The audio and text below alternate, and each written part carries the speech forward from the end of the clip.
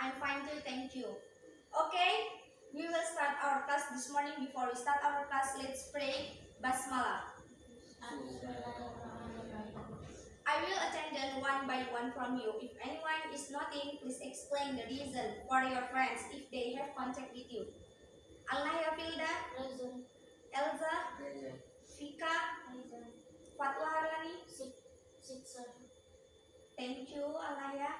Well, let's start our lesson today by reading Basmala. Bismillahirrahmanirrahim.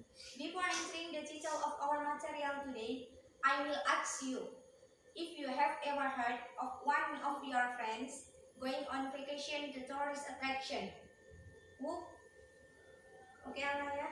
Yes, sir. I have heard the story of my friend while on vacation to the zoo. Well, another. Who's? Alaya again. I have heard my friend's story while on vacation at the fruit garden. Okay, thank you. Well, today we will discuss about recontext. Before we delve too deeply into recontext, I will explain what the purpose of our study of recontext. Here, the first we will learn what is recontext. The second, we will learn what is the purpose of recounter. The third, we will learn the third we will learn study the example of recontext. The fourth, the structure of recontext. 5, we will learn the various kinds of recontext.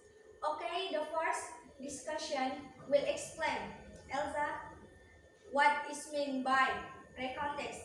Recontext is a type of text in English that contains the story of an action or activity of the author or the character in the story. The activity or action in question is the author expressed through recontext. And the second, the purpose of recontext is to entertain the reader as well as provide information. The third, like narrative or other types of text recontext, has several types or kinds that you can use according to your needs in telling story. The various type and their explanation. The first, personal recount. Personal recount is a recontext that has a function to tell about the author's personal experience. Personal recontext is the most common type commonly used for writing text. The second, factual recount, is the recontext that has a function to present reports about events that occurred based on fact. Examples such as reports on trials. The third, imaginative, is a context that has a function to tell imaginative event. For example, a context that tells the author experience in imagining a scan. And the next, historical recount, is a recontext that contains history. An example is a recontext about the proclamation of Indonesian independence. And the fourth, generic structure recontext. The first, orientation, the first structure that contains information about the character. Number second, event. That second structure is the content of the text or in the form of stories about event or experience. The third, reorientation. The third structure contains conclusion. And the next, characteristic recontext. The first recontext use the past tense or past tense. For example, the use of words woke up, departed, burned on, and so on. The second recontext use part of speech, adverb and adverbial to explain the time. For example, last October, Bandung on the third day. The third recontext use parts of speech, conjunction, and time connective. For example, such as and after. And the next, 5 language filters in the recontext. The number 1, using personal participants such as I, mine, me, and so on. Number 2, using chronological conjunction, such as for, that, and so on.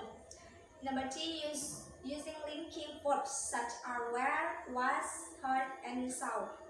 Number 4, using action verbs such as go, look, change, and run. Number 5, using the simple past tense. When writing a recount text script, apart from paying attention to the language, filter, and the characteristic of recount text, you also need to pay attention to the social function or purpose of writing recount text. Here are some social function of recount text that you need to pay attention to.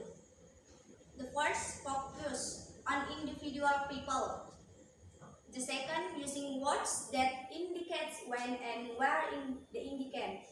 The third, write using the past tense. And the next, using action words as in language. Example, recount text. A trip to the zoo. Yesterday, my family and I went to the zoo to see elephant.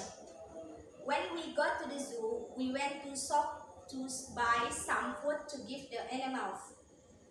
After getting the food, we went to the natural house where we saw birds and reptiles which only come out at night. Before lunch, we went for a ride on the elephant. It was a trial to read it that nearly fell off when Gilid go and row. During lunch, we fed some birds in the park. In the afternoon, we saw some other animals like bear, monkey, tiger, and some pelicans. I really enjoyed my family trip. I enjoyed spending time with my family and also learning about animals at the same time. Alright, well, we're done with today's lesson. Thank you for your everything. May our day always be lucky and blessed. Amin amin ya rabbal alamin. Thank you. Wassalamualaikum warahmatullahi wabarakatuh. Waalaikumsalam